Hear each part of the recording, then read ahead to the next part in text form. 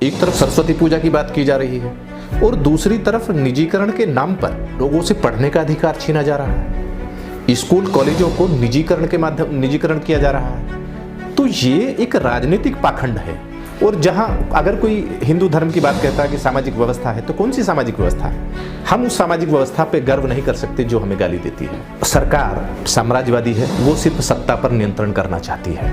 देश के संसाधनों को और मानवीय संसाधनों को गुलाम बनाकर उनका पूंजीगत हित साधन करना चाहती है। तो जब संविधान की शपथ ले रहे हैं और वो साधु संत सन्यासी के भेष में ले रहे हैं, तो आप कैसे न्याय करेंगे? संविधान के साथ न्याय करेंगे या उस साधु संत सन्यासी के चोले में न्याय करेंगे?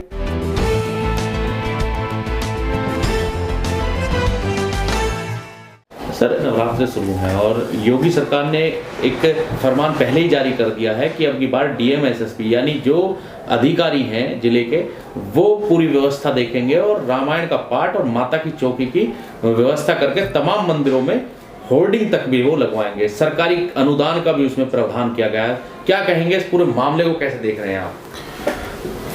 हमारा जो देश संविधान से चलता है और संविधान हमारा धर्मनिरपेक्ष है, धर्म सापेक्ष नहीं है। तो सरकार द्वारा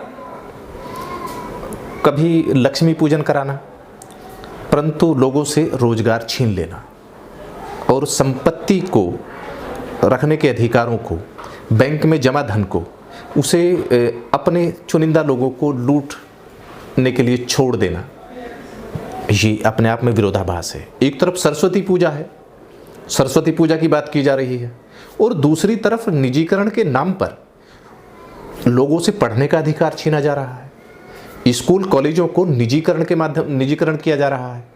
तो ये एक राजनीतिक पाखंड है। ये सरकार टोटली साम्राज्यवादी आधार पर चल रही है और केवल पूंजीपतियों की राजनीतिक गुलाम है, जो धार्मिक पाखंड करके हमें नफरत का शैतान बनाकर, हमें धर्म की अफीम चटाकर अपना राजनीतिक एजेंडा चलाने का प्रयास कर रही है। यहाँ साधु पूजन की बात की जा रही है, तो धर्म की बात तो नहीं की जा रही, मानव धर्म की बात तो नहीं की जा रही। और जबकि हमारा संविधान सबसे बड़ा देश का एकता और अखंडता का स्रोत है। देश की एकता और अखंडता के लिए संवैधानिक और शासनिक तंत्र है, उसको उन अधिकारों को सुनिश्चित करने के लिए शासनिक प्रशासनिक अधिकारी हैं। परंतु वहां भेदभाव करना, देश में हिंदू, मुस्लिम, सिख, ईसाई, बौद्ध, जैन सभी धर्मों के लोग हैं। सरकार ने केवल यहां पर वो किया और अन्य धर्म के लोगों के लिए अनुमति भी नहीं देना, उतने सुरक्षा तंत्र भी नहीं देना, उनके लिए अनुदान या दान की व्यवस्था ना करना, ये अपने आप में एक भेदभावपूर्ण है। लेकिन सर, एक बात पहले ही योगी जी कह चुके हैं कि भारत हिंदू राष्ट्र था, है और रहेगा। उन्होंने सनातन धर्म को राष्ट्रीय धर्म तक बता दिया।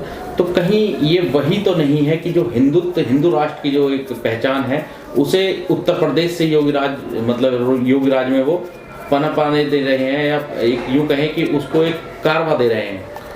इनके आज जो साम्राज्यवादी जो ताकतें हैं, जो पूंजीवादियों की राजनीतिक गुलाम है और धार्मिक पाखंड करके सिर्फ अपना राजनीतिक एजेंडा दे रही हैं। संवैधानिक हिसाब से तो सरकार चल नहीं रही है, संवैधानिक व्यवस्था को तो पुख्ता कर नहीं रही है, मानवीय स्थिति को और मानव उत्थान के लिए तो शिक्षा, चिकित्सा, स्वास्थ्य सुविधाओं की बात कर नहीं रही है, और ना ही परिस्थितिकी तंत्र को, मानवीय विकास का जो आधार है, जो जल निकासी है या जो और भी है लेआउट प्लान है, उसके लिए तो सुनिश्चित प्लान नहीं कर रही है।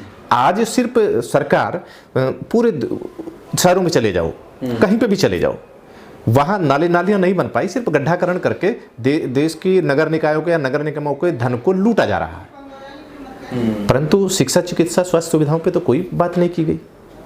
सिर्फ आज जो दूसरों के लिए तो आप करते हैं कि आप स्कूल में ड्रेस कोड है, परंतु जब संविधान की शपथ ले रहे हैं और वो साधु संत सन्यासी के भेष में ले रहे हैं, तो आप कैसे न्याय करेंगे?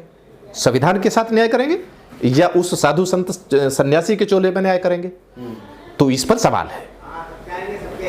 तो अब क्या लग रहा है सर आपको, जिस तरह के फैसले लिए जा रहे हैं, कांवड़ यात्रा के दौरान जो पुलिस अधिकारी थे वो पुष्प वर्षा कर रहे थे, कुछ पुलिस अधिकारी और डीएम पैर भी धो रहे थे, तो कहाँ तक ये सही है? क्योंकि सरकार करे तो चलो ठीक है, मान जा सकते हैं कि राजनीतिक एजेंडा हो सकता है, लेकिन अगर इसमें अधिकारी जो कि प्रशासनिक अधिकारी होते हैं, जिन्हें मतलब अपने कर्तव्य को निर्वाह करने की एक शपथ उन्होंने ली होती है, तो वो कहाँ तक सही है?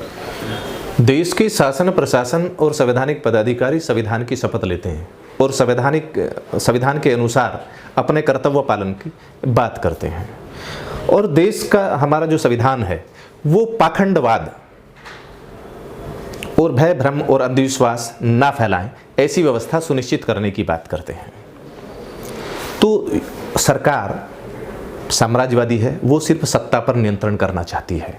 देश के साधनों, संसाधनों को और मानवीय संसाधनों को गुलाम बनाकर उनका पूंजीगत हित साधन करना चाहती है।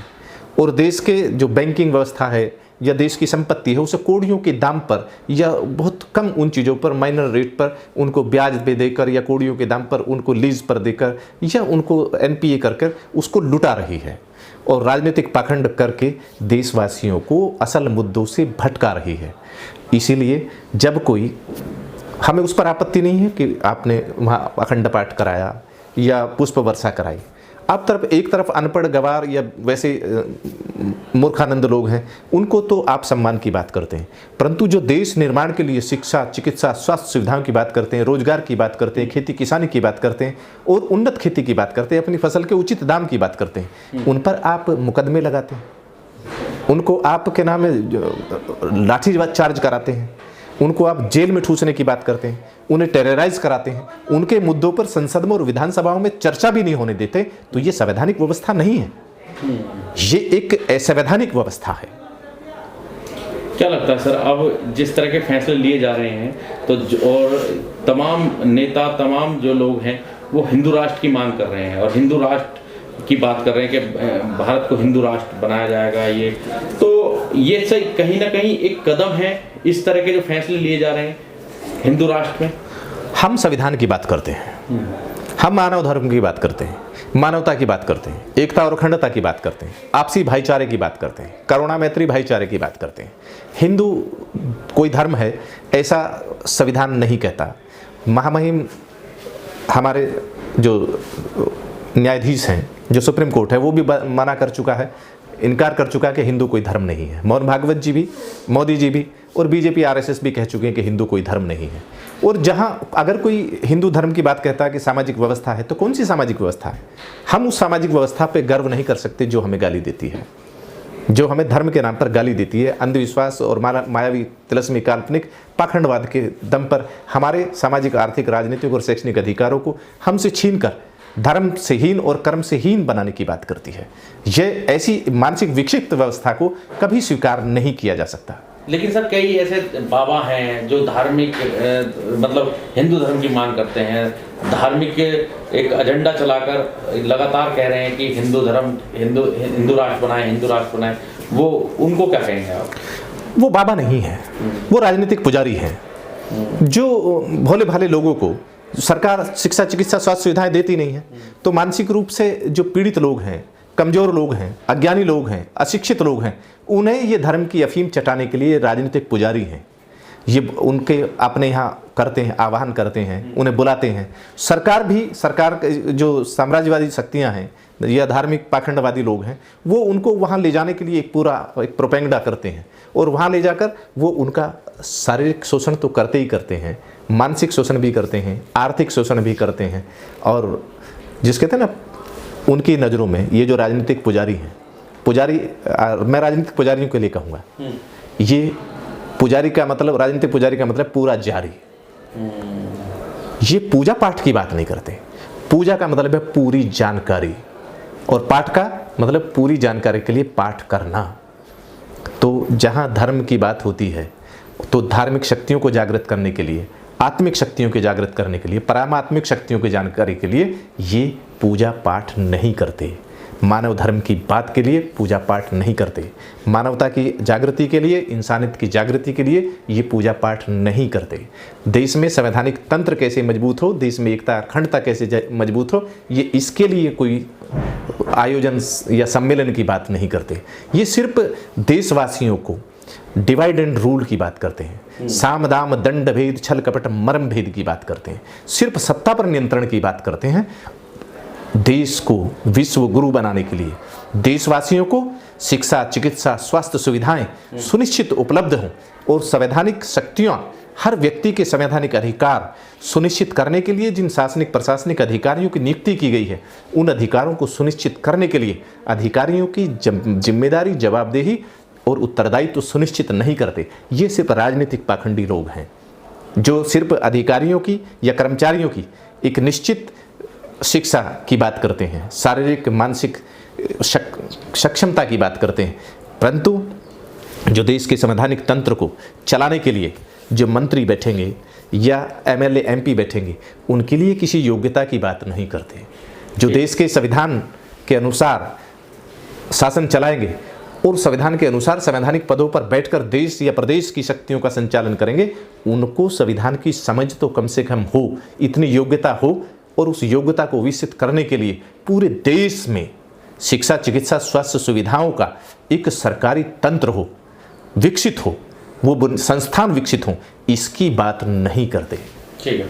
इस वीडियो में कही गई सभी बातें वक्ता की अपनी राय है, जिसकी पुष्टि हम या हमारा चैनल नेशन टाइम नहीं करता।